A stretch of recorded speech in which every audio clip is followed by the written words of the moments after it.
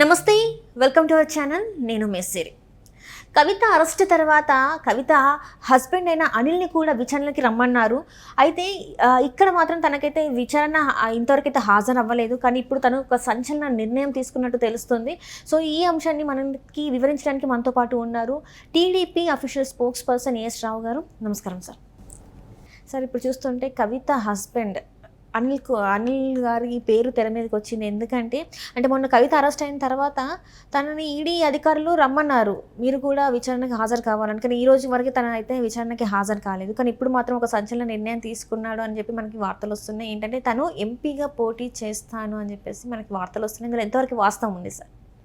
ఇప్పుడు గతంలో కవిత హస్బెండ్ ఎవరు అనేది కూడా దాదాపు రాజకీయ వర్గాలలో ఉన్న వాళ్ళు తప్పించి సామాన్య ప్రజానీకానికి ఎవరికి కూడా కవిత హస్బెండ్ ఎవరు, ఎట్లుంటాడో, ఉన్నాడా లేడా అని కూడా తెలియదు. ఇది వాస్తవం. సామాన్య ప్రజానీకానికి మీరు అడగండి, బయట మనం రోడ్డు పైన వెళ్తుంటే ఒక 10 మంది కడిగింది కవిత అంటే అరే బతుకమ్మ అంటారు. కవిత అలియాస్ బతుకమ్మ. మళ్ళీ బతుకమ్మ హస్బెండ్ మరి ఎక్కడుంటాడు? బతుకమ్మ హస్బెండ్ మీకు తెలుసా అంటే ఒకడు హస్బెండ్ లేడంటాడు, ఒకడు హస్బెండ్ పాస్టర్ అంటాడు, ఒకడు క్రిస్టియన్ అంటాడు, ఒకడు ఇంకోటి అంటాడు. రకరకాల వ్యక్తులు రకరకాలుగా మాట్లాడతారు. సమాజంలో ఆయనకి ఎప్పటివరకు ఎక్స్పోజర్ లేదు. కవిత హస్బెండ్కి ఎక్స్పోజర్ లేదు. తన ఇంటి పేరే భార్యకి ఇవ్వనటువంటి దద్దమ్మ లేదా కవిత. అది డామినేటింగ్ లేడీ ఆమె. ఈ కవిత ఒకప్పుడు కాస్మెటిక్ షాప్స్ నడిపిస్తుండే. ఎందుకంటే ఐ బిలాంగ్స్ టు నాయి బ్రాహ్మణ్ కమ్యూనిటీ. మా నాయి బ్రాహ్మణులందరికీ కూడా కాస్మెటిక్స్ యూజ్ అవుతాయి కాబట్టి కాస్మెటిక్స్ హోల్సేల్ డిస్ట్రిబ్యూటర్ ఉండే కవిత ఎక్కడ పార్క్ లేని దగ్గర. ఈమె కస్టమర్స్ తోటి మాట్లాడడము, కస్టమర్స్ తోటి అట్రాక్ట్ చేయడము, వాళ్ళకు బ్రాండ్ గురించి రకరకాల బ్రాండ్ గురించి ఇంట్రడ్యూస్ చేయడము అదంతా కవిత చూసుకున్నది. ఈయన కేవలం పప్పులాగా కౌంటర్లో కూర్చునేవాడు. వచ్చిన ప్యాకింగ్ చేయించేవాడు, అవసరం అయితే పోయి సప్లై చేసేవారు. అది వీళ్ళ బతుకు. ఇప్పుడు ఈమె అయ్య ముఖ్యమంత్రి అయిందని చెప్పేసి సాగు నోట్ల కాలు ఏళ్ళు కట్టే అన్నీ పెట్టినని చెప్పేసి ఉద్యమాన్ని హైజాక్ చేసి ముఖ్యమంత్రి పీఠాన్ని అధిరోహించి తెలంగాణ రాష్ట్రాన్ని సర్వనాశనం పట్టించిండు. బంగారు తెలంగాణ అని చెప్పేసి బర్బాద్ తెలంగాణ చేసిండు. అదేవిధంగా నీ పేరులో కూడా బీ మార్చుకున్నావు. ఎందుకంటే నీ లోపల ఉన్నటువంటి బటవాస్తనం బయటకు వచ్చింది కాబట్టి నీ ఒక టీఆర్ఎస్ని బీఆర్ఎస్ చేసినావు. ఆ బీఆర్ఎస్ చేయడం వల్ల ఏంటంటే తాగినోడు నోట నిజం తన్నుకొని వస్తుందంటారు కదా. ఈ తాగుబోతు నోట్లోంచి, తాగుబోతు ఆత్మ నుంచి నిజం అనేది బయటకు వచ్చింది. నేను బట్టబాజు, నా పార్టీకి తెలంగాణ ఉంటే తెలంగాణకు ద్రోహం చేసిన, నా పార్టీకి తెలంగాణ ఉంటే నిద్ర వస్తలేదు రా భయ్, నా పేరే దానికి పెడతా అంటే అది కళలో ఏదో అయిపోయింది, బట్టబాజు అయిపోయింది. అది అందుకే బీఆర్ఎస్ మార్చిండు. తర్వాత దాన్ని వచ్చినటువంటి పరిణామం కూడా చూసినారు. ఏ విధంగా అయితే ఈ యొక్క కల్వకుంట్ల కుటుంబం, ఈ కల్వకుంట్ల కుటుంబం ఒక పిచ్చకుంట్ల కుటుంబం లాగా మారింది తెలంగాణలో. కల్వకుంట్ల పేరు పెట్టుకొని కూడా ఈరోజు ఈ యొక్క కుటుంబం కాకుండా ఆ యొక్క వంశంలో ఇంకా చాలామంది కల్వకుంట్ల అని పేరు ఉండదు. వాళ్ళు కల్వకుంట్ల తీసేసి కేఎన్ పెట్టుకుంటారు ఈరోజు సిగ్గుతోటి. అలాంటి కార్యక్రమాలు వీళ్ళు చేసే రాష్ట్ర వ్యాప్తంగా ప్రతి ఒక్కరికి తెలుసు. ఇప్పుడు కవిత దేశంలోనే తెలంగాణ మహిళలని, దేశవ్యాప్తంగా మొత్తం తెలంగాణ మహిళల్ని, తెలంగాణ రాష్ట్ర మహిళల్ని తల వంచుకునే విధంగా చేసింది. ఒక మహిళ ఉండి సార వ్యాపారం చేసుడు ఏందండి అర్థం కాదు. సార వ్యాపారం చేసుడు కానీ అదే కాకుండా హవాలాలో నై డబ్బాలు అంట. ఒక నై డబ్బా పేరు కోడ్ వర్డ్, కితే గీ డబ్బే విజయ్ అంటే 10 గీ డబ్బే, 10 గీ డబ్బే అంటే 10 కోట్లు, ఏ గీ డబ్బా అంటే 1 కోటి. అంటే ఒక నయ్యి డబ్బాకు 1 కోటి రూపాయలని కోటి వాడు పెట్టి ఈ సింగపూర్, మలేషియా ఇలాంటి పొరుగు దేశాలకు మనీ లాండరింగ్ అంటే డబ్బు ట్రాన్స్ఫర్ చేయడం, హవాలా ద్వారా డబ్బు ట్రాన్స్ఫర్ చేసింది. అంటే హవాలా, ఈ మనీ లాండరింగ్ అంటే దేశం యొక్క ఆర్థిక వ్యవస్థని కొల్లగొట్టే కార్యక్రమం అది. అట్లాంటి ఇది ఒకటి పరోక్షంగా దేశద్రోహమే. ఒక దేశద్రోహానికి తలపడి సిగ్గుతోటి మీరు ఆత్మహత్య చేసుకుని మన ఎంట్రీనన్నా ఏమైనా తాగి చచ్చిపోవాలి మీరు, అంతేగాని ఇంకా సిగ్గు శరం లేకుండా ఇంకా నేను నా భార్య లోపలికి పోయింది, నేను పోయి కాంటాక్ట్ చేస్తా, ప్రజలకు చెప్తా. ఏం చెప్తావు రా ప్రజలకు వచ్చి? అంటే తన మీద తప్పుడు అరెస్ట్ ఇది అని చెప్పేసి తను ఫీల్ అవుతున్నాడు. తప్పుడేంది? నువ్వు నిజాయితీగా తెలంగాణకు సేవ చేసినాడు అయితే నువ్వు ఒక ఫ్లాట్ కొంపల కిరాయి కొంపలు ఉంటోడివి, నీకు ఇంత పెద్ద ఇంద్రభవనం మెడికల్ వచ్చింది రా భయ్. నేను ఒక డాక్టర్గా 26 సంవత్సరాల నుంచి నేను ప్రాక్టీస్ చేస్తున్నా ఎథికల్గా. నేను ఒక ఇల్లు కొనుక్కుందాం, కారు కొనుక్కుందాం అంటే లోన్ తీసుకుంది కాదు. మీరు ఏ విధంగా చేసింది తెలియదా?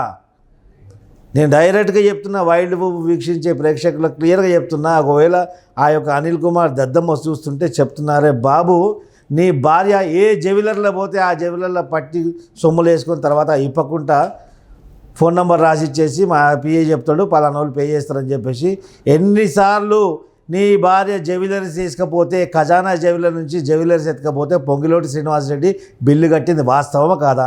నీ పిల్లల పేరు మీద ప్రమాణం చేస్తావా? మీ భాగవతం అంతా తెలుసు. తెలంగాణలో ఇంకా చెప్పు దెబ్బలు తిన్నదాకా తెలంగాణ ఉండకండి.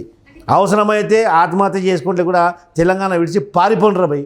అయితే అది ఇప్పుడు చూసినట్టయితే కూడా ఇప్పుడు చంద్రబాబు నాయుడు గారు అరెస్ట్ అయినప్పుడు దేశవ్యాప్తంగా అంటే ఎక్కడెక్కడో వేరే దేశాలలో కూడా కొంతమంది నిరసన వ్యక్తం చేసిండ్రు.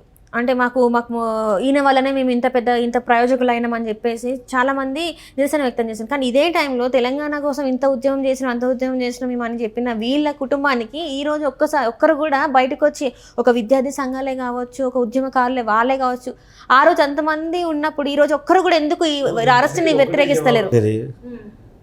నక్కకు నాగలోకంకు ఉన్నటువంటి వ్యత్యాసం. చంద్రబాబు నాయుడు గారి కాలి గోటి కూడా సరిపోని యొక్క ఈ కుటుంబం మొత్తం, చంద్రబాబు నాయుడు గారు ప్రజల కోసం ఉన్నాడు, బతికేదే ప్రజల గురించి. వారి యొక్క లైఫ్ చూడండి, ఆయన సింప్లిసిటీ చూడండి. ఎప్పుడన్నా అంగుళ హార్బాడకు చూసాడా? ఈయన కూడా సింపుల్గానే ఉంటాడు కదా, కేసీఆర్ కూడా సింపుల్గానే ఉంటాడు కదా. ఈరోజు కేసీఆర్ గారు కాదు, చంద్రబాబు నాయుడు గారు గత 25 సంవత్సరాలు దాదాపు ప్రతిపక్ష నాయకుడు ఉన్నప్పటి నుంచి ముఖ్యమంత్రి అయినప్పటి కూడా అదే డొక్కు సఫారీ కార్లో తిరుగుతున్నారు కదమ్మా.